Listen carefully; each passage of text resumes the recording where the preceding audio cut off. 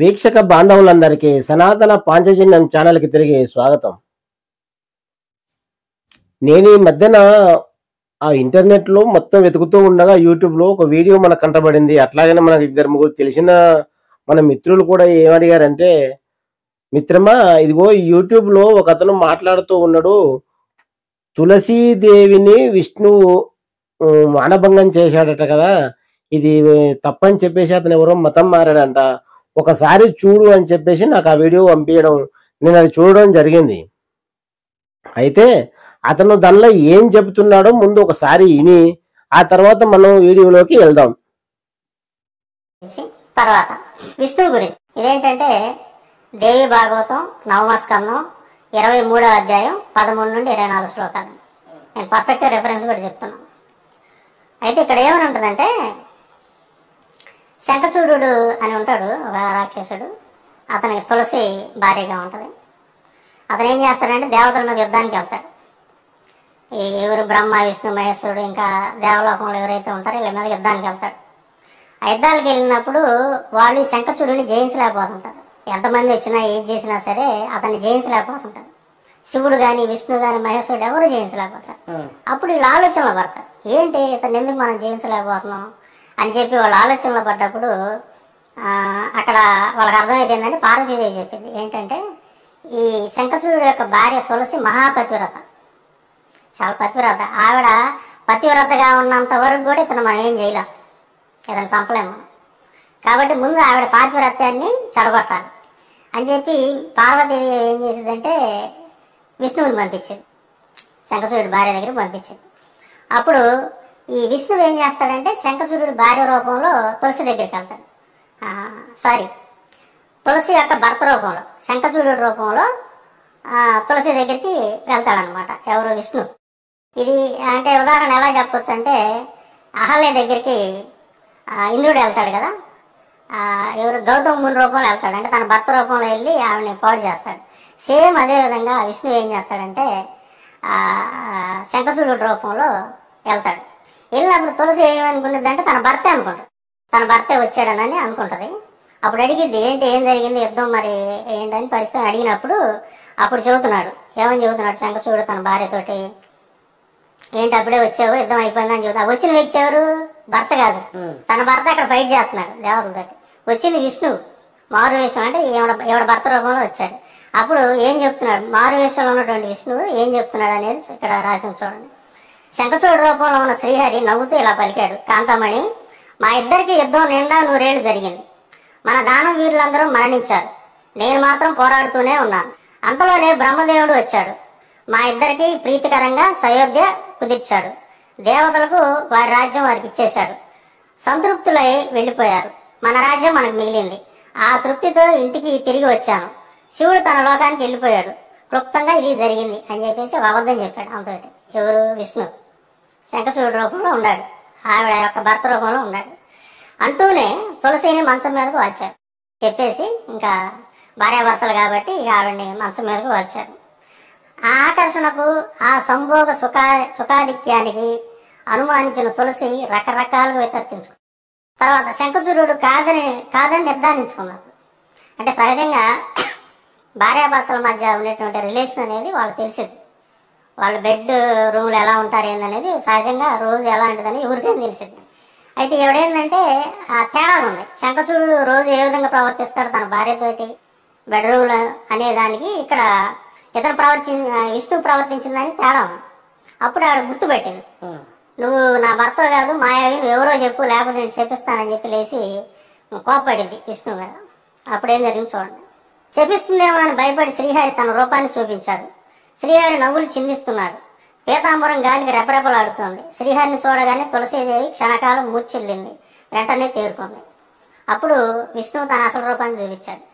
అప్పుడు ఇక్కడ మూర్ఛ వచ్చిందని చెప్పి పడిపోయిందని చెప్పి రాసింది అక్కడ. అప్పుడు లేచి ఏమంటుందంటే, జగన్నాథ నీకు దయలేదు, నీవు ఒక బండరాయి మోసగించి నన్ను నా శీలాన్ని దోచుకున్నావు, నా పాతివ్రత్యాన్ని ధ్వంసం చేశావు, నా భర్తను చంపావు, ఇంతటి దయలేని వాడు ఎలా అయ్యావు నువ్వు? ఈ ఘోరానికి నిన్ను శపించవలసిందే.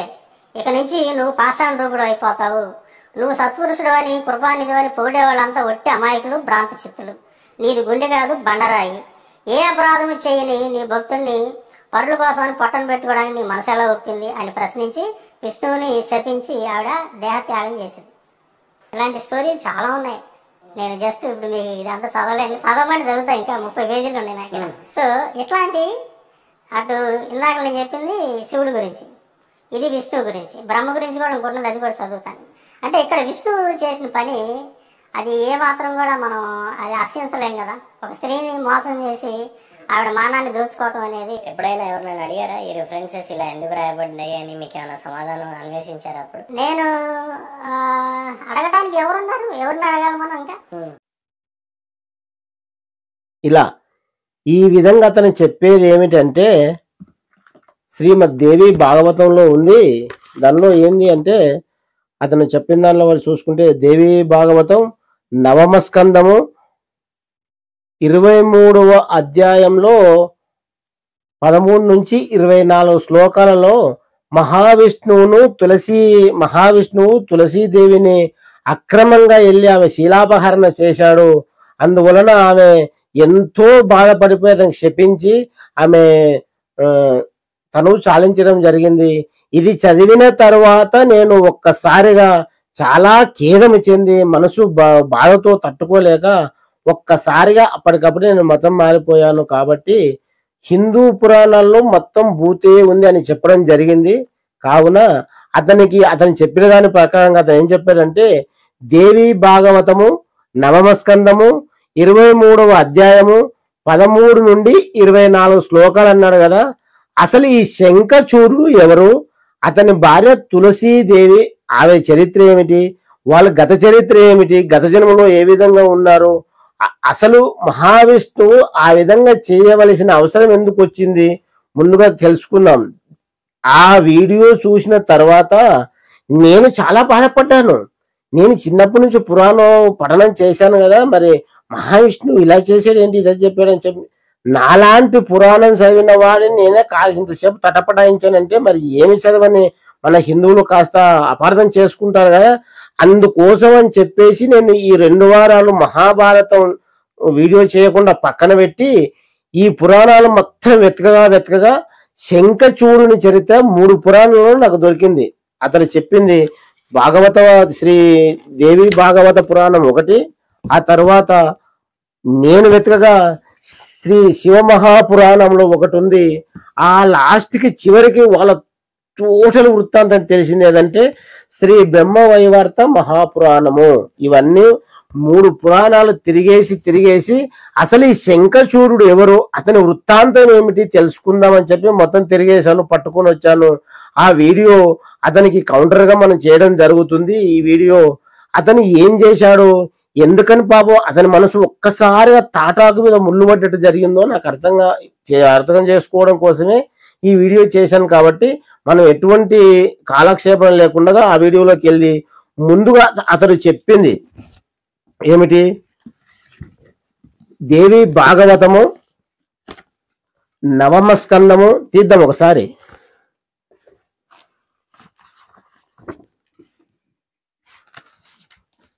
ఆ దేవి భాగవతము 9వ స్కందము తీస్తే అసలు తులసీదేవి చరిత్ర ఎక్కడి నుంచి స్టార్ట్ అవుతుంది అంటే భాగవతము శ్రీమద్ దేవి భాగవత పురాణము 9వ స్కందము 15వ అధ్యాయం నుంచే ఆ తులసీదేవి యొక్క చరిత్ర ప్రారంభం అవుతుంది మనకు. కాబట్టి ముందుగా ఆ తులసీదేవి చరిత్ర ఏందో తెలుసుకున్న తర్వాత అక్కడికి వెళ్దాం. వెళ్తే ఏముంది అక్కడ అంటే ముందు తులసీదేవి చరిత్ర తెలుసుకుందాం. అక్కడ తులసీదేవి ఎవరి కొడుకున పుట్టింది, అతని తండ్రి ఎవరు, ఆమె తండ్రి ఎవరు, తల్లి ఎవరు, ఆమె జన్మించడానికి కారణం ఏమిటి, అక్కడ ప్రారంభమయ్యి ఆ తర్వాత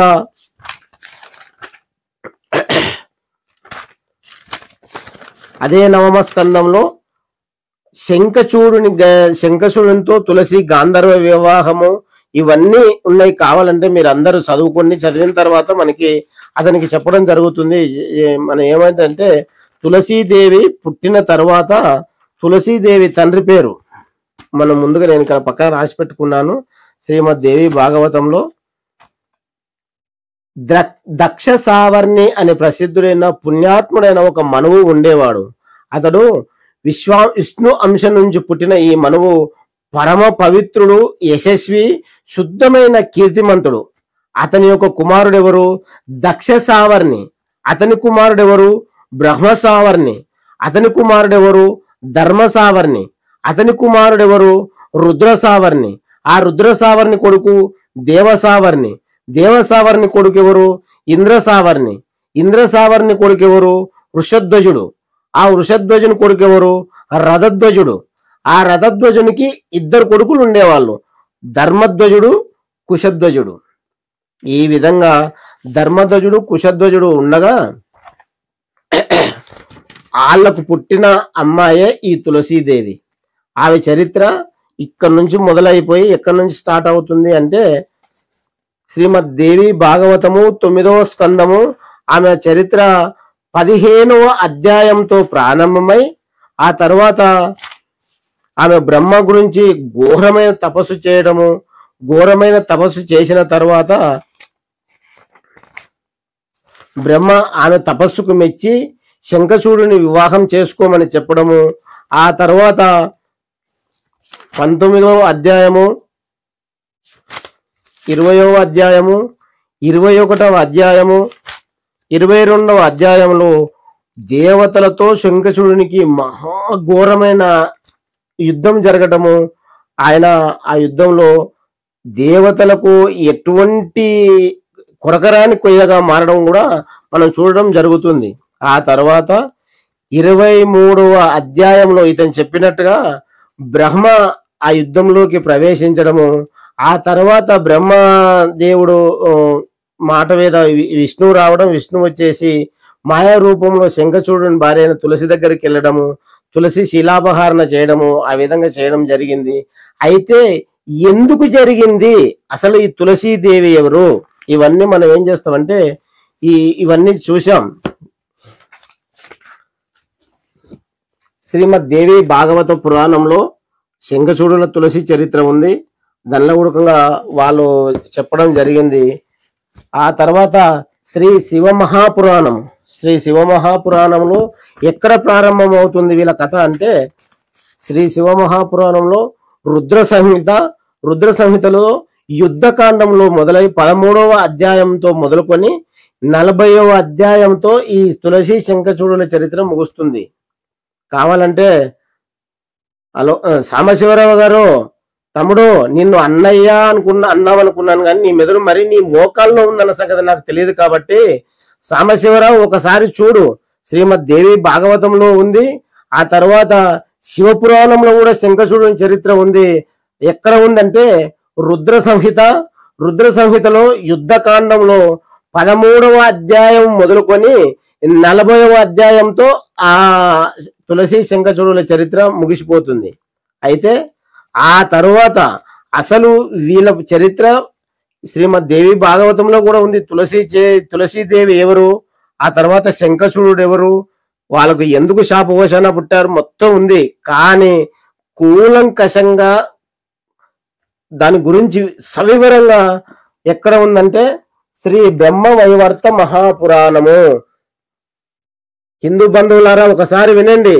ఈ విధంగా సగం సగం చదివిన గొర్రెలు వచ్చి మన మెదడును పక్కకు తప్పించేసి మనల్ని మన పురాణాల మీద వికిలి నవ్వులు నవ్విస్తూ ఏమంటారు కదా, ముందు వచ్చిన చెవుల కన్నా వెనక వచ్చిన కొమ్ములు వాడి అన్నట్టు ఇతనికి సాంబయ్యకు ఎవరో చెప్పారంట. ఆయన పోయి పురాణం మొత్తం ఒక్కో మాటలో ఆయన అంటూ ఉంటాడు ఏమని, అసలు ఈ మతోన్మాద మూర్ఖులు వాళ్ళ పురాణాలు చదవరు అంటాడు.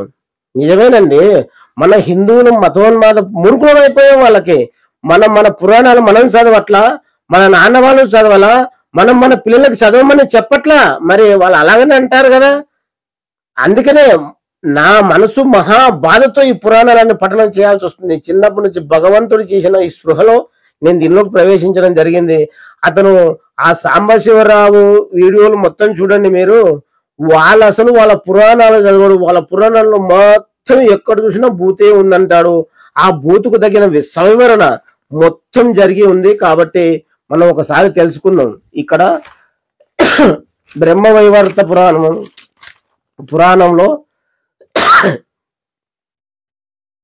ద్వితీయ కాండంలో ప్రకృతి కాండంలో 13వ అధ్యాయంతో తులసి చరిత్ర ప్రారంభమవుతుంది.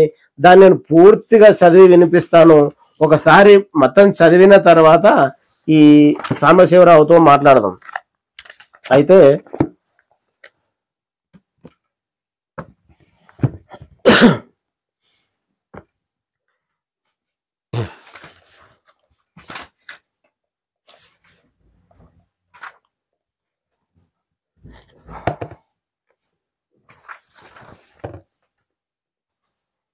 అక్కడ నారాయణుడు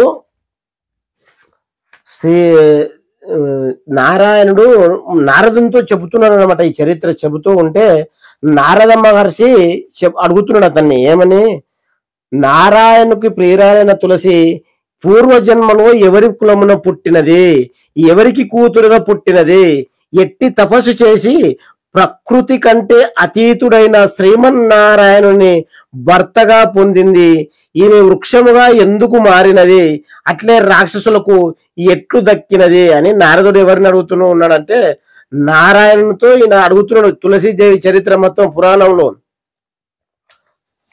సాంబశివరావు గారు ఒక్కసారి నేను మళ్ళొకసారి చెప్తున్నాను, నీవు పుటిక్కిన మతం మారిపోయి బాధపడిపోతున్నావు కదా, అనవసరంగా నేను హిందువుగా ఉండింటే నేను ఇవన్నీ వాళ్ళను ఇబ్బంది పెట్టేది లేకుంటుండే, ఆ కాసింత మహావిష్ణువు తులసీదేవిని అలా చేయకపోయింటే నేను మతం మారేవాణ్ణి కాదు అని చెప్పి ఒక సెంటిమెంట్ ఇచ్చావు కదా, కాబట్టి వాళ్ళ చరిత్ర మళ్ళీ చెబుతున్నాను. నీవు కావాలంటే శ్రీమద్ దేవి భాగవతం చదువుకో, శ్రీ విష్ణు పురాణం క్షమించాలి శ్రీ శివ మహాపురాణం చదువుకో, చివరికి శ్రీ బ్రహ్మవైవర్త మహాపురాణము. దీనిలో నీకు నేను సవివరంగా నీ ఏ విధంగా ప్రూఫ్లు ఇస్తున్నావో నేను ఆ విధంగా ఇస్తున్నాను. కాబట్టి అక్కడ నేను నీకు మళ్ళీ చెప్తున్నాను. చెప్తూ ఏమంటున్నాడు, నారాయణుడు ఇట్లు పలికెను. నారద మహర్షి నారాయణుని అడగగా నారాయణ ఇట్లా పలికెను, పూర్వము విష్ణు భక్తుడైన దక్ష సావర్ణి అని మనువు ఉండెను. అతని పుత్రుడు ధర్మ సావర్ణి, అతని పుత్రుడు విష్ణు సావర్ణి, అతని పుత్రుడు దేవసావర్ణి. వీరందరూ విష్ణు భక్తులే, విష్ణువ్రత పారాయణలే. కానీ దేవసావర్ణి పుత్రుడు వృషధ్వజుడు, అతడు మాత్రం శివభక్తుడు. అతని ఆశ్రమంలో శంకరుడు 3 దేవయుగముల వరకు స్వయముగా నివసించను. పరమశివునకు ఆ మహారాజుపై పుత్రుని కంటే ఎక్కువగా ప్రేమ ఉండినది. ఆ మహారాజు నారాయణుని పూజించలేదు, లక్ష్మిని గాని సరస్వతిని గాని పూజించడి వాడు కాదు. అందువలన సమస్త దేవ పూజను అతను దూరము చేసెను.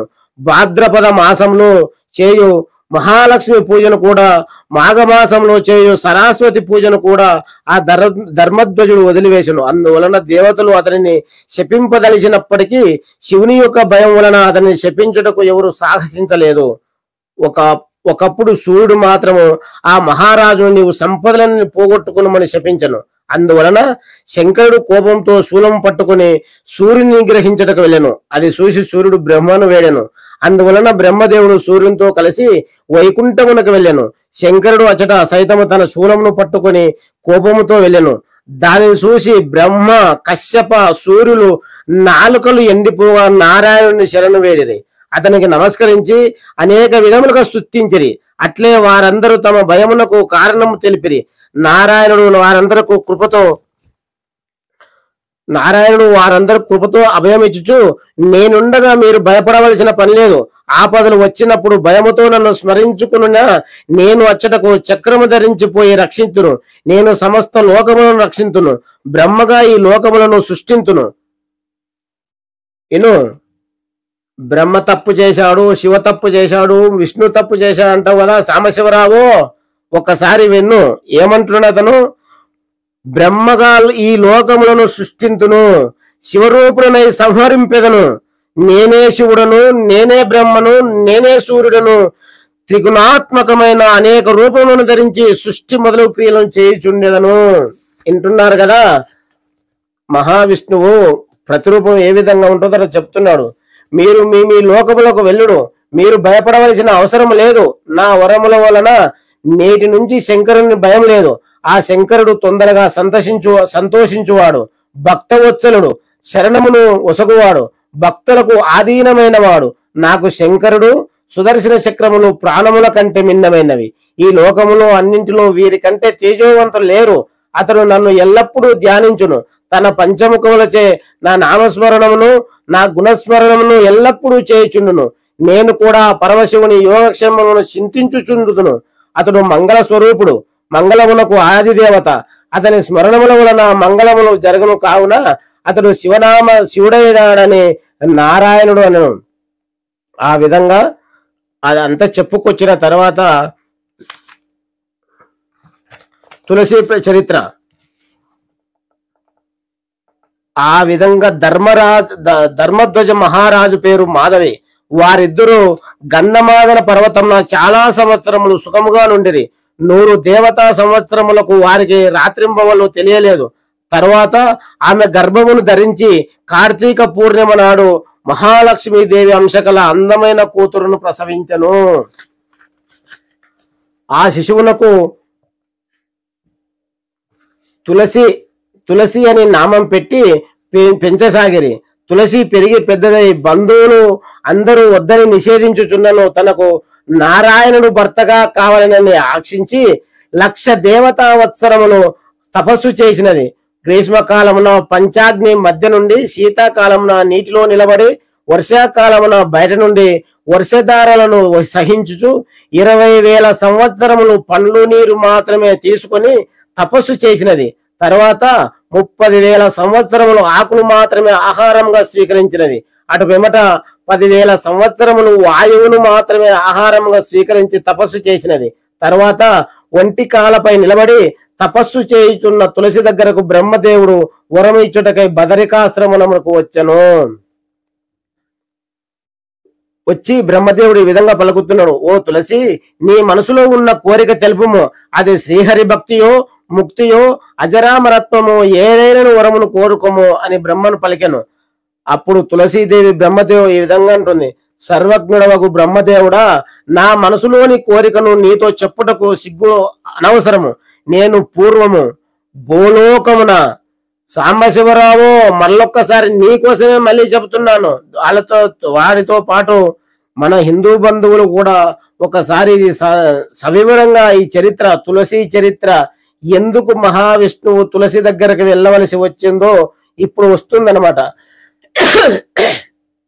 తులసీదేవి బ్రహ్మదేవుడితో అంటుంది తన గత జన్మ గురించి. నేను పూర్వము గోలోకమున తులసి అన్న గోపికగా, రాధాదేవికి సేవకురాలుగా, ఆమె అంతా అంశ స్వరూపురాలై ఉంటిని. ఒకప్పుడు నేను శ్రీకృష్ణుడితో కలిసి తృప్తి లేక మూర్ఛపడి ఉన్న సమయమున రాసేశ్వరియగు రాధాదేవి కోపమును పట్టలేక మానవ జన్మ ఎత్తుమని శపించినది. అప్పుడు గోవిందుడు నాతో ఇట్లు పలికెను, నీవు మానవ జన్మను ఎత్తినను తపస్సు చేసి నా అంశగల చతుర్భుజుడైన నారాయణుని నీవు భర్తను పొందగలవని చెప్పాను. ఆ మాట విని ఆ గోవిందుడు కూడా అంతర్ధానమైన. ఆ మాట చెప్పి తులసి శ్రీకృష్ణుడి దగ్గర లక్ష్మీ అంశతో పుట్టిన తులసి అనే ఒక గోపిక ఉండేదట రాధాదేవితో పాటు. ఆమె శ్రీకృష్ణుడితో సకల సుఖాలు అనుభవిస్తూ కూడా తృప్తి లేక ఓ రోజు మురుచపడి ఉండగా అక్కడికి రాధాదేవి వచ్చి కోపం తట్టుకోలేక నా భర్తతో నువ్వు ఎప్పుడు సుఖిస్తున్నావనే కోపంతో రాధాదేవి నీవు మానవ జన్మ ఎత్తమని చెప్పి శపించింది. ఎవరిని? తులసి అనే గోపికను. ఆ తులసి ఎవరు అంటే లక్ష్మీదేవి అంశ. అప్పుడు శపించగా అక్కడికి శ్రీకృష్ణ పరమాత్ముడు అక్కడికి వచ్చి నీవు నా అంశకల చతుర్భుజుడైన నారాయణుని భర్తగా పొందగలవని చెప్పి మాయమైపోతాడు. రాధాదేవి వలన భయం వలన నేను ఆ శరీరమును త్యజించి భూలోకమును జన్మించి తిని నాకు సుందర నిగ్రహుడు శాంతుడైన నారాయణుని వివాహం చేసుకోవాలని నేను ఉన్నది. ఇది నా కోరిక. నీవు ఈ వరమును ప్రసాదింపుము. నారాయణుని నేను పెళ్లి చేసుకోవాలని కోరిక ఉంది కాబట్టి నువ్వు ఆ వరమును ప్రసాదించమని బ్రహ్మదేవుడితో తులసీదేవి అడుగుతుంది. అప్పుడు బ్రహ్మదేవుడు ఏమంటాడంటే, భారతదేశంలో శ్రీకృష్ణుని యొక్క అంశములన పుట్టిన సుధాముడని గోపుడు రాధాదేవి శాపములన ధనుజ వంశంలో శంఖచూడు అని పేరుతో జన్మించను. ఎవరట? సుధాముడు అనే ఒక గోపుడు రాధాదేవి శపించినందువల్ల శ్రీకృష్ణుని అంశతోన శంఖచూడు అనే పేరుతో జన్మించాడు. అతడు ఒకప్పుడు అతనికి శాపం ఎందుకు ఇవ్వాల్సి వచ్చింది కూడా చెప్తుంది ఇక్కడ వినండి. అతడు ఒకప్పుడు గోలోకమున నిన్ను చూసి, ఎవరిని? తులసి అనే ఈ గోపికను చూసి కామబాధకు గురి అయినప్పటికీ రాధాదేవి ప్రభావం వలన అతిగా ప్రవర్తించలేకపోయాను. అతడు ఈ తులసి అనే గోపిక మీద మనసు పడ్డా గాని పక్కన రాధాదేవి ఉంది కదా, తను ఏమైనా శపిస్తుంది అని భయచేత తన వల్ల ఎటువంటి చెడు ప్రవర్తన చేయలేదని, కానీ మనసులో మన్మథవాన పీడితుడై తన ఆ మనసును చూసి ఇతడు కామపీడితుడైతూ ఉండడు. అతడు భూమిపై రాక్షసుడుగా జన్మించునను తన పూర్వజన్మ స్మృతి ఉన్నందువలన చాలా కాలము తపమాచరించి నిన్ను భార్యగా వరము పొందెను. అతడు భూలోకమున పుట్టి చాలా కాలం తపస్సు ఆచరించి నిన్ను భార్య కావాలని చెప్పి వరాన్ని పొంది ఉన్నాడంట. గత జన్మలో ఈ గోపికను బట్టి ఆమె అందాన్ని ఆరాధించాడు కదా, ఎలాగైనా పొందవలనని ఆమె భార్యగా కావాలని చెప్పి కోరుకున్నాడంట. పూర్వజన్మ శృతికల నీకు ఈ విషయం అంతయో తెలుసును. అందువలన ఈ జన్మలో శంఖచూడునకు భార్యమై తర్వాతి జన్మలో నారాయణుని భర్తగా పొందగలవు అని చెప్పేసి ఆయన వరమిచ్చాడు. దురదృష్టవశమున నారాయణుని శాపం పొంది ప్రపంచములను అన్నింటినీ పవిత్రంగా చేయు వృక్షరూపమును పొందుదువు. సమస్త పుష్పములలో ప్రధానమైన దానవు. విష్ణుమూర్తికి ప్రాణముల కన్నా మిన్నగా నున్న నీవు లేనిచో సమస్త దేవతల పూజ నిష్ఫలమగును. బృందావనమున వృక్ష రూపంలో ఉన్నందువలన నిన్ను బృందావని అని పిలుతురు. గోపులు గోపికలు నీ ఆకులతోడనే పరమాత్మను పూజింతురు. వృక్షాది దేవతగా నీవు శ్రీకృష్ణునితో ఎల్లప్పుడూ విహరింతువు. ఇది నేను ఒసగు వరము అని బ్రహ్మదేవుడు పలకగా అతని మాటలు విని తులసి సంతోషించి అతనికి నమస్కరించి ఇట్లు పలికెను. ఓ బ్రహ్మదేవుడా, నాకు శ్యామసుందరుడు ద్విజుడైన కృష్ణునిపై ఉన్న వ్యామోహము చతుర్భుజుడైన నారాయణునిపై లేదు. చూడండి, శ్రీకృష్ణుడు నారాయణుడు వేరే అంశావతారాలు వీళ్ళు, కానీ ఒకటిగా ఉన్న అంశావతారాలుగా ఉన్నారు. కాబట్టి ఆమె చెబుతుంది ఇది నిజము. దురదృష్టవశం నా శ్రీకృష్ణుని వద్ద తృప్తి పొందలేకపోయితిని. శ్రీకృష్ణుడు తెలిపినట్టే చతుర్భుజుడైన నారాయణుని ప్రార్థించి దుర్లభుడైన శ్రీకృష్ణుని భర్తగా పొందుదును. కానీ మీరు రాధాదేవి వలన కలుగు భయమును మాత్రం తొలగింపుడు అని తులసి పలికినది. అప్పుడు బ్రహ్మ ఏమంటాడంటే, నీవు రాధికా స్తోత్రమును పఠించు, అందువల్ల ఆమె భయం ఉండదని చెప్పి అది ఇచ్చిపోతాడు. ఆ రాధికా స్తోత్రమును, ఆ తర్వాత పూజా విధి, కవచమును ఆ విధంగా అన్ని చెప్పించిపోతారు. అంత చదివితే పెద్దగా అయిపోతుంది కాబట్టి అంతటితోన మనం వదిలేస్తున్నాం. ఆ విధంగా తులసి బ్రహ్మదేవుడిచ్చిన వరములను సంతసించి సంతోషంతో నిద్రపోయాను. ఆ సమయమైన మన్మధుడు తన పంచబాణములను ఆమెపై వేసను. అందువలన తులసి అనేక విధములుగా మన్మథ వికారములు పొంది విపరీతంగా ప్రవర్తించినది. ఈ విధంగా ఆమె అతని శంఖచూడుని గురించి ఎంతగానో ఆలోచిస్తూ అతని మీద మనసు పెంచుకుంటూ ఉత్సాహంతో ఉండిపోతుంది అనమాట. అప్పుడు శంఖచూడు తపస్సు చేయడము, అతనికి కూడా బ్రహ్మ వరము ఇచ్చే ఈ విధంగా చెబుతూ ఉంటాడు అనమాట. ఏమని? శంఖచూడు మహాయోగి శ్రీకృష్ణ మంత్రోపదేశము పొంది పుష్కర క్షేత్రమున మంత్రసిద్ధిని కూడా పొంది సమస్త మంగళకరమైన శ్రీకృష్ణ కవచమును పఠించుచు తులసి ఉన్న ఆశ్రమమునకు వచ్చెను. అతడు కూడా బ్రహ్మదేవుని వలన పరమేశ్వరుని వలన తనకిష్టమైన వరమును పొంది బ్రహ్మదేవుని ఆదేశంపై బదరిక ఆశ్రమమునకు వచ్చెను. నవయౌవన సంపన్నుడు, మన్మధుని వలె అందమైన ఆయన, శ్వేత చంపకం వంటి శరీర కాంతి కలవాడు, శరత్కాల చంద్రుని వంటి ముఖము కలవాడు, శరత్కాల పద్మముల వంటి నేత్రములు కలవాడు, పారిజాత కుసుమముల మాల ధరించిన వాడు, కస్తూరి కుంకుమ ధరించిన శంఖచూడు ఆమె ఆశ్రమమునకు వచ్చుచుండగా తులసి అతన్ని చూసి శంఖచూడు తన దగ్గరికి రాగానే అతని అందమునకు ఆశ్చర్యపడి తులసి తన ముఖమును బట్టతో కప్పుకొని కటాక్ష దృష్టితో చూడసాగినది. అతనిని చూడగానే మన్మథవాడ పీడితుడైన నవసంగమం కలవలన సిగ్గుపడినది. అతని ముఖ కమలములను తన కళ్ళతో తాగుతున్నట్లుగా తదేక దృష్టితో చూడసాగినది. శంఖచూడు కూడా పుష్పచందన శయ్యపై పడుకొని తన ముఖమును తదేక దృష్టితో చూస్తున్న కన్యకు తులసిని తపోవనమున చూసెను. తులసి చాలా అందమైనది. అనేక రత్నహారములను కేయూరములకు రత్నాంగులికలను ధరించి మనోహరముగా కనిపించినది. అందువలన అతడు ఆమె సమీపమున కూర్చుని మధురముగా తులసితో ఇల్లు మాట్లాడసాగెను. ఓ కన్య, నువ్వెవరు? ఎవరి పుత్రికవు? నీవు చాలా అందమైన దానము. స్వర్గాది భోగములు తను అను సరస్సులో విహరించుచున్నదానవు. ప్రపంచమున నీ అందము చాలా విలక్షణమైనది. నీవు మహర్షులకు కూడా మోహము కలిగించున్నంత అందగత్తెవు. నీవు మౌనమును వదిలిపెట్టి నీ సేవకుడనకు నాతో సంభాషింపు అని శంఖచూడు అనగా తులసి తల వంచుకొని చిరునవ్వుతో ఏర్పడగా ఇట్లు మాట్లాడాను. ఆ విధంగా వాళ్ళిద్దరి పరిచయం అవడము, ఆ తర్వాత శంఖచూడునితో అతడు తులసితోనూ అతడు గాంధర్వ వివాహం జరిపించుకోవడం అంతా జరిగిపోయింది. జరిగిపోయిన తర్వాత ఈ విధంగా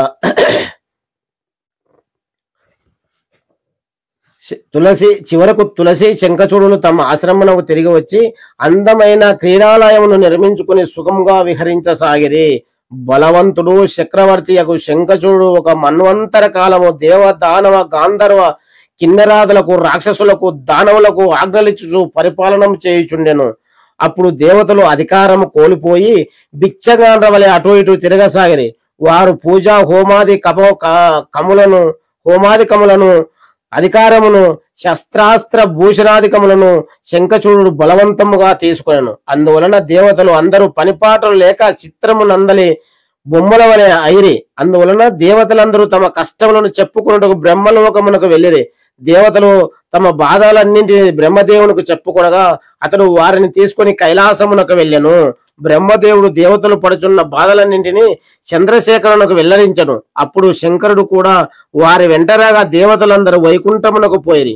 అచ్చట వైకుంఠమునకు పోయిన తర్వాత బ్రహ్మదేవుడు వారు ఇచ్చిన విషయం తెలిపి అక్కడికి వచ్చిన తర్వాత శ్రీహరితో వీళ్ళన్నీ అడుగుతున్నారు అన్నమాట. అడిగి వారి ఆజ్ఞతో లోపలికి వెళ్ళి అటువంటి 16 ద్వారములను దాటి శ్రీహరి యొక్క సభలోకి దేవతలందరూ ప్రవేశించిరి.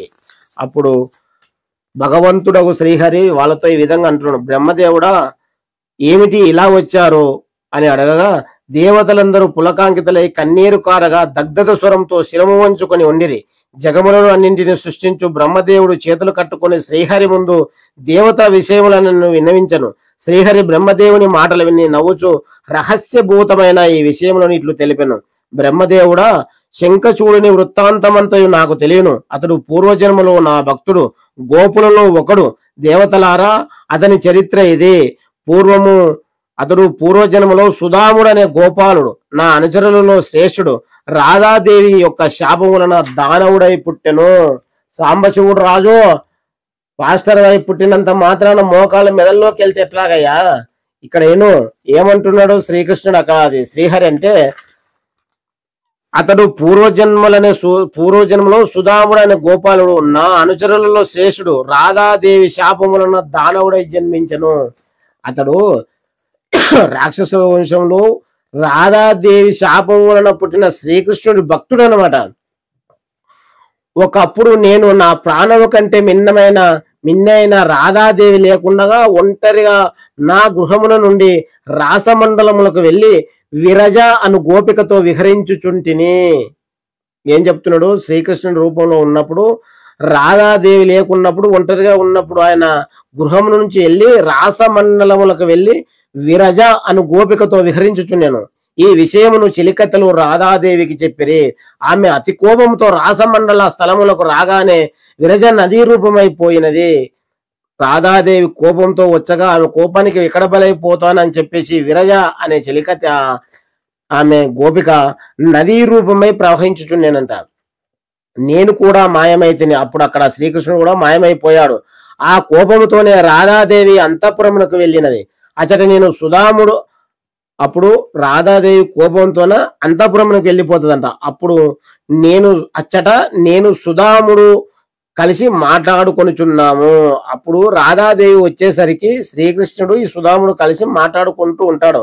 నన్ను చూడగానే రాధాదేవి కోపమును ఆపుకోలేక నన్ను మాటలతో పీడించసాగినది. నేనప్పుడు ఏమీ అనక మౌనంగా నుంటిని. ఏమైంది? శ్రీకృష్ణుడిని రాధాదేవి తిడుతుంది. ఎక్కడ? గోలోకంలో, ఇక్కడ భూలోకంలో కాదు, గోలోకంలో. ఒక రోజు శ్రీకృష్ణుడు రాధా లేనప్పుడు విరజ అనే గోపికతో మాట్లాడుతూ ఉండగా కోపంతో ఆమె రావడం, విరజ నదీ స్వరూపంగా మారడం, శ్రీకృష్ణుడు అంతఃపురంలోకి వచ్చేసి సుధాముడితో మాట్లాడుతూ ఉండగా రాధాదేవి అక్కడికి వచ్చి అతనిని నానా విధంగా తిడుతూ ఉండగా శ్రీకృష్ణుడు మాత్రం కించిత్తు పల్లెత్తు మాట్లాడకపోయేసరికి ఆమె తిట్టే తిట్లకు సుధామునికి కోపం వచ్చేసింది అనమాట. వచ్చేసి కానీ సుధాముడు ఆమె మాటలను విని సహించలేక నా ముందరనే ఆమెను నిందింపసాగాను. సుధాముని మాటలు వినగానే రాధాదేవి కోపముతో అతనిని అచ్చటి నుండి వెలగొట్టుటకు అనుమనిచ్చినది. రాధాదేవి ఆజ్ఞను వినగానే ఆమె చెలికత్తెలు అతనిని అక్కడి నుంచి బలవంతంగా గెంతివేసిరి. అప్పుడు కూడా సుధాముడు తన ధోరణిని మార్చుకోలేదు. సుధాముడు శ్రీకృష్ణుని ఎందుకు తిడుతున్నావు, అది మంచిది కాదు కదా. అతను మాట్లాడుతూ ఉండగా రాధాదేవికి మహాకోపం వచ్చేసి చెలికత్తెల చేత అతనిని బయటికి తోసేస్తుంది అనమాట వెళ్ళిపోతుంటే. అయినా కూడా అతను తగ్గట్లా నేను శ్రీకృష్ణుడు నా ప్రాణంతో ఉన్న ఫ్రెండ్ కదా, నువ్వు తిట్టకూడదు అంటున్నాను. సుధాముడు తన ధోరణిని మార్చుకునక ఇంకా ఏవో మాటలు మాట్లాడుచుండగా అతని మాటలు విని రాధాదేవి పళ్ళు పటపట కొరుకుతూ ఆవేశం తట్టుకోలేక నీవు దానవుడై పుట్టుడుగా కానీ శపించను. ఇది నేను ఈ 3 పురాణాలు తిరిగేయడంలో కారణం ఏమిటంటే, ఇక్కడ శ్రీమద్ దేవి భాగవతంలో సుధామునికి రాధాదేవి కోపంతో శాపం ఇచ్చింది, అందువలన అతడు రాక్షసుడుగా పుట్టాడు అని మాత్రం ఉంది. శ్రీ శివ మహాపురాణంలో కూడా రాధాదేవి శాపం చేత సుధాముడు శంఖచూడుగా పుట్టాడని కూడా ఉంది. కానీ అసలు ఎందుకు శాపం వేయాల్సి వచ్చింది? ఎందుకంటే ఈడుంటాడు కదా ఇట్లాంటి అరగుండు వాళ్ళు అంటూనే ఉంటారు, ఏది నువ్వు ఎక్కడ ప్రూఫ్ చూపించావు అంటారు. కాబట్టి శ్రీమద్ దేవి భాగవతంలో కాకుండా శ్రీ బ్రహ్మవైవర్త మహాపురాణంలో ఉందన్నమాట. ఏది తులసి శంఖచూడ వృత్తాంతము 2వ కాండంలో 17వ అధ్యాయంలో ఉంటుందన్నమాట.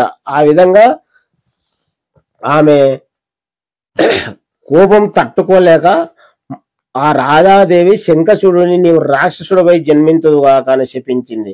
అప్పుడు సుధాముడు నాకు నమస్కరించి ఏడుచు పోచుండగా రాధాదేవి అతని నివారించినది. అక్కడ గోపికలు గోపాలకులు సుధామునకు ఇచ్చిన శాపమునకు మిక్కిలి చింతించిరి.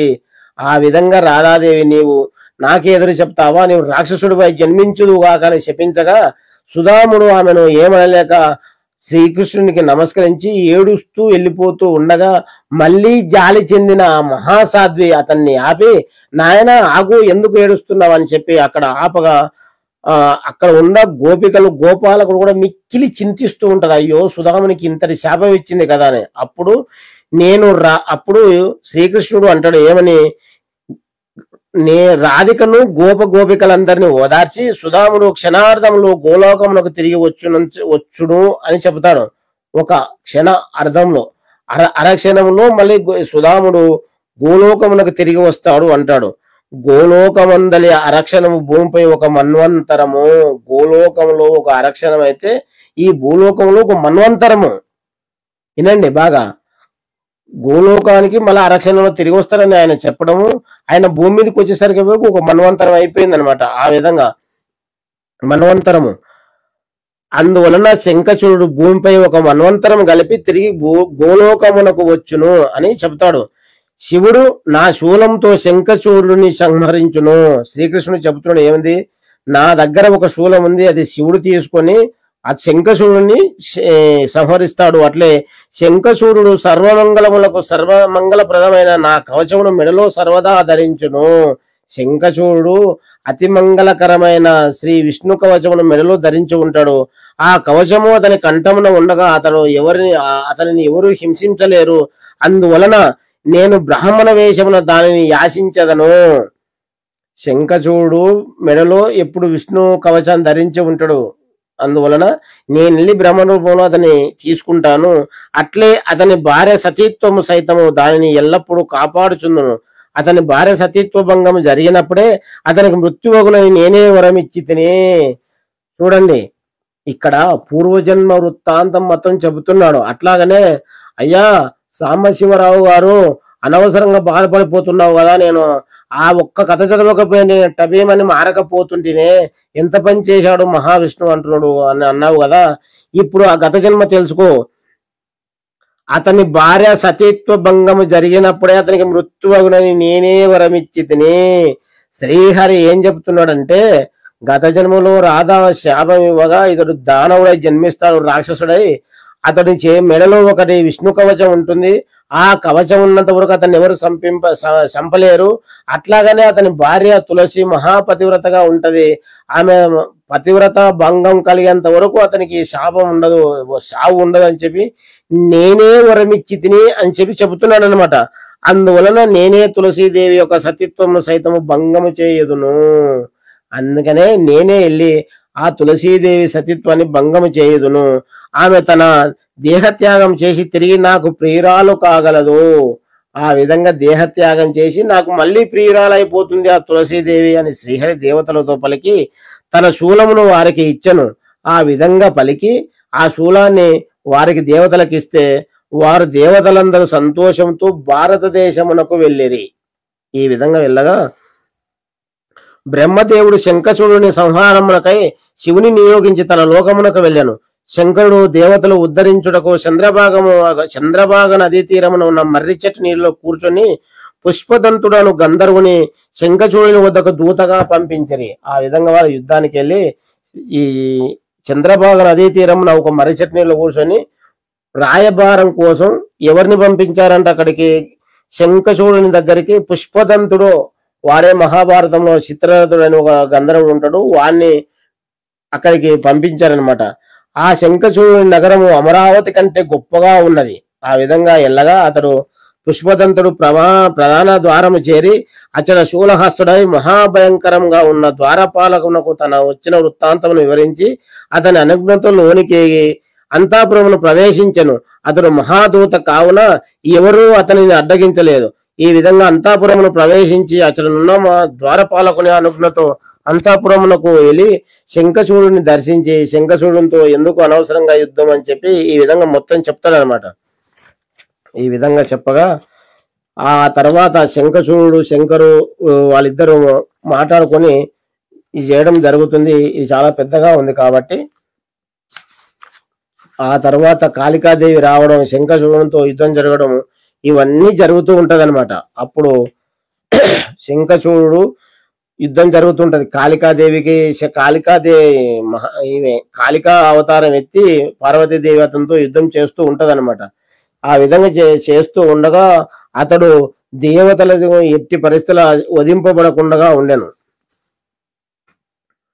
అప్పుడు శివుడు యుద్ధ వృత్తాంతం తెలుసుకొని స్వయంగా తన గణములతో రణరంగమునకు పోయాను. శివుడు రణరంగములకు రాగానే శంఖచూడు విమానము నుండి దిగి శివునకు మిక్కిలి భక్తితో దండ ప్రమాణము చేశాను. ఆ తర్వాత వెంటనే విమానమును ఎక్కి యుద్ధ సన్నాహము చేయ మొదలెడను. అతడు శివునికి నమస్కరించి ఇతనితో యుద్ధం చేస్తూ ఉంటాడు అనమాట. ఆ విధంగా చేస్తూ ఉండగా శివదానముల యుద్ధము 1 సంవత్సరం గడిచినను వారిలో ఎవరు కూడా గెలవలేదు, ఓడలేదు. అందువలన పరమశివుడు తన శస్త్రములను వదిలి కూర్చున్నాను. అట్లే శంఖచూడు తన ఆయుధములను పక్కన పెట్టి రథంపై కూర్చున్నాను. శంకరుడు తన తోటి జరిగిన యుద్ధంలో చనిపోయిన వారిని అందరినీ తిరిగి బతికించను.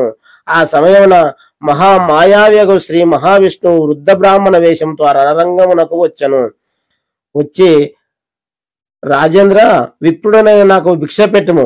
నీవు సమస్త సంపదలను దానము చేయవాడవు. నిరాహారుడమైన వానికి, వృద్ధునకు, దప్పిక ఉన్న వారికి, ఆతురునకు దానము చేయదగినది. నా మనసులో ఉన్న కోరికను నీవు ఒప్పుకొనిన తర్వాత వివరించి చెప్పేదనని వృద్ధ బ్రాహ్మణుడు అడగగా శంఖచూడు ప్రసన్న భావంతో అట్లే అని ఒప్పుకున్నాను. అప్పుడు వృద్ధ బ్రాహ్మణుడు, నేను నీ మెడలో ఉన్న కవచమును కోరి వచ్చిదనగా రాక్షసుడు తన మెడలో ఉన్న కవచమును బ్రాహ్మణునికి ఇచ్చివేశను. వృద్ధ బ్రాహ్మణ రూపధారి అయ్యకు శ్రీహరి శంఖచూడుని కవచం తీసుకుని తులసి దగ్గరకు శంఖచూడుని వేషంలో వెళ్ళి ఆమెను చరిచెను. అర్థమవుతుంది కదా. ఆ విధంగా యుద్ధం జరుగుతూ ఉండగా యుద్ధం దగ్గరికి శ్రీ మహావిష్ణువు వృద్ధ బ్రాహ్మణ వేషం వచ్చి శంఖచూడుని దగ్గరగా విష్ణు కవచాన్ని అర్చించి తీసుకుంటాడు అనమాట. నేను ఈ విధంగా వచ్చాను, నాకు ఇవ్వమంటే అతడు ఇచ్చేస్తాడు.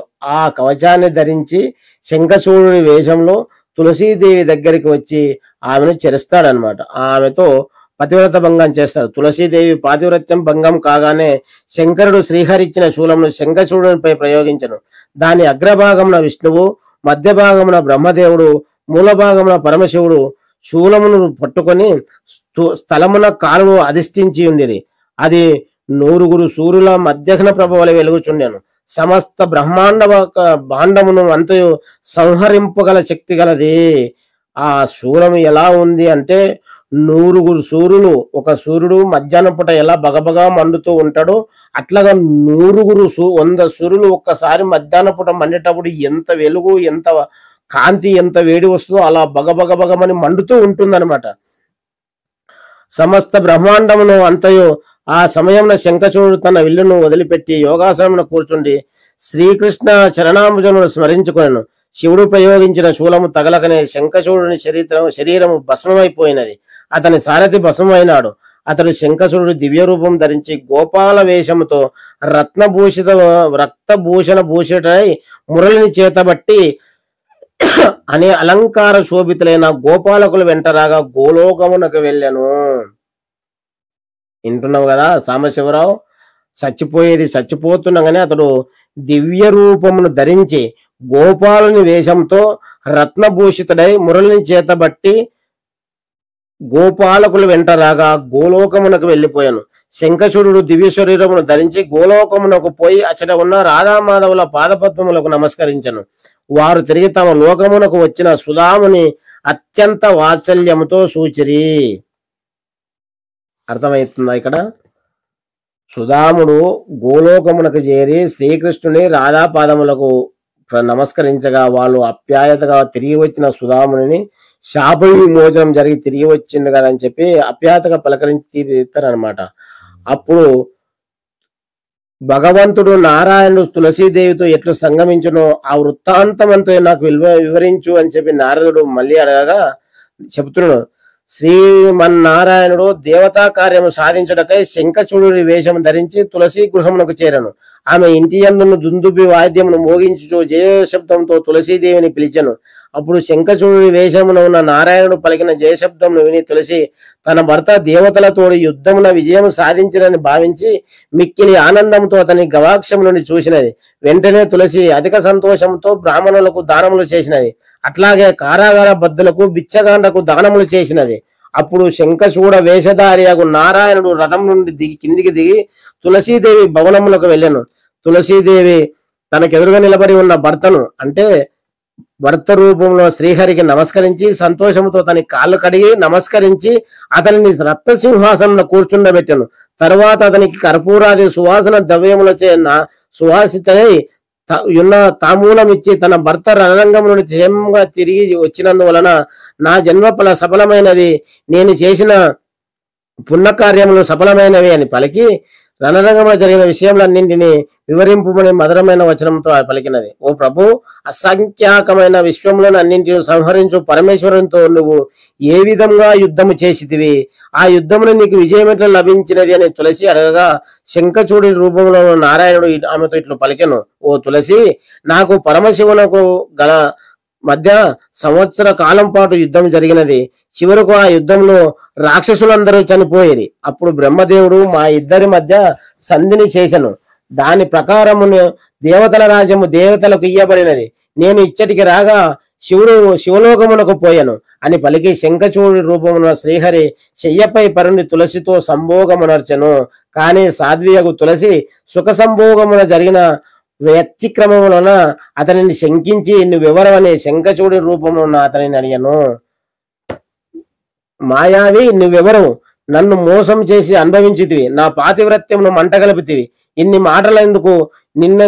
నిన్ను ఇప్పుడే చెప్పించునని తులసీదేవి అనగా శ్రీహరి భయంతో అందమైన తన రూపమును ధరించెను.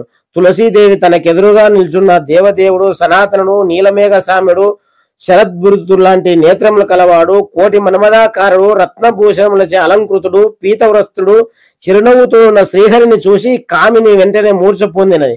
వెంటనే స్మృతికి వచ్చి తులసీదేవి శ్రీహరితో ఇట్లా పలికెను. ఓ లోకనాథ, రాయి వంటి నీకు దయలేదు. నీవు నా భర్తను మోసగించి అధర్మ మార్గమున చంపితివి. నీవు దయాహీనుడవు, పాషాణము వంటి వాడవు. అందువలన భూలోకమున పాషాణ రూపుడవు కమ్ము. కొందరు అజ్ఞానము వలన నిన్ను కరుణాసింధు అందరు కానీ నీ భక్తుని తప్పు లేకపోయినను ఇతరుల కొరకు అతన్ని చంపితివి. నీవు దుర్మార్గుడవు, సర్వజ్ఞుడవైన నీవు ఇతరుల దుఃఖమును గమనించలేవు. తులసీదేవి ఈ విధంగా అతని శరణములపై వాలే చాలా కాలం ఏడ్చినది. దయాసాగరుడు లక్ష్మీపతి అగు నారాయణుడు తులసిని ఈ విధంగా ఓదార్చను. సాధ్వి అయిన ఓ తులసీదేవి, నువ్వు భరతఖండమును నన్ను పొందవలనని పెక్కేంద్రు తపము ఆచరించితివి. శంఖచూడు నీకై చాలా కాలము తపస్సు చేశాను. ఆ తప ఫలితముగానే అతడు నిన్ను భార్యగా పొంది చాలా కాలము సుఖముగా నుండి తన రూపమును వదిలిపెట్టెను. అట్లే నీవు నీ తప ఫలితమును పొందుటకు నీకు ఇప్పుడు యోగ్యత లభించినది. నీవు నీ శరీరము వదిలి దివ్య దేహము ధరించి రాసక్రీడలు లక్ష్మీదేవి వలె నీకు కూడా ఈమెతో కలిసి విహరింతువు. ప్రస్తుతమున నీ యొక్క పార్థివ దేహము నదీ రూపము దాల్చి గండకీ నదిగా ప్రసిద్ధి పొందును. అది భరతఖండములు పవిత్రమై అచ్చడి జనులకు పుణ్యమును కలిగించును. నీ తల వెంట్రుకలు పుణ్యవృక్షములు కాగలవు. తులసీదేవి కేశముల నుండి పుట్టిన చెట్లు తులసి అని పేరుతోనే ప్రఖ్యాతి వహించును. ఈ తులసి దేవతార్చనం వలన వ్రత పుష్పములను ప్రధాన స్థానమును ఆక్రమించును. ముల్లోకములలోను నా లోకములోను నా సమీపంలో ఉన్న పుష్పములలో ఇవి శ్రేష్టమగును. గోలోకమున, విరజానది తీరమున, రాస ప్రదేశమున, మాధవి, కేతకి, కుంద, మల్లికా పుష్పములు గల మాలతీ వనమున పుష్పములందు స్థలములను తులసి వృక్షములు పుణ్యప్రదములు కాగలవు. పుణ్యమైన తులసి వృక్షం కింద సమస్త తీర్థములు సమస్త దేవతలు నివసింతురు. తులసి వ్రతములు చేసిన స్థలములు కూడా మిక్కిలి పవిత్రమైనవి. తులసి వ్రతములు ఉన్న నీటితో ఎవరు స్నానం చేయుదురో వారు సమస్త తీర్థ స్నాన ఫలితమును పొందుదురు. అట్లే సమస్త యజ్ఞములు చేసిన ఫలితమును అనుభవింతురు. అట్లాగే తులసి వ్రతములు శ్రీహరికి సమీపించినచో, తులసి పత్రములు శ్రీహరికి సమీపించినచో 1000 అమృత కలశములను అతనికి సమర్పించిన దానికలను మిన్నగా శ్రీమన్నారాయణుడు సంతోషపడను. అట్లాగే లక్షల కొలది గోవులు దానం చేసిన ఫలము అతడు పొందును. ఎవరైతే శ్రీహరికి తులసి దళముల చేత పూజ చేస్తారో లక్షల గోవులను దానమించిన పుణ్యఫలము ఒక తులసి దళం సమర్పిస్తే వచ్చునని చెప్పి అతను చెబుతూ ఉన్నాడు అనమాట. ఈ విధంగా తులసి గురించి మొత్తము చెప్పడం జరిగింది. కాబట్టి మనం తులసి ఎవరు అంటే గోలోకముల శ్రీకృష్ణుని భార్యల్లో ఆమె కూడా ఒకటి ప్రియురాలు. తులసి అనే ఒక గోపిక.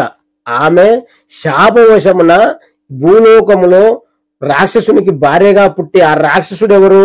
శ్రీకృష్ణుని అంశతో పుట్టిన సుధాముడు అనే గోపకుడు రాధాదేవి శాపం వలన రాక్షసుడుగా పుట్టడము. ఆ విధంగా అతను రాక్షస జన్మ చాలించి మళ్ళీ శాప నివృత్తి కోసం శివునితో సంపబడడం ఇవన్నీ జరిగింది. కాబట్టి ఇక్కడ ఎక్కడా నీకు తప్పు కనబడింది? ఎవడో నమిలి పెడితే మింగటం కాదు సాంబశివరావు. నీ అంతటా నీవు నవ్వులితే నీకు కొంచెం నాలుకకు రుచి తగులుతుంది.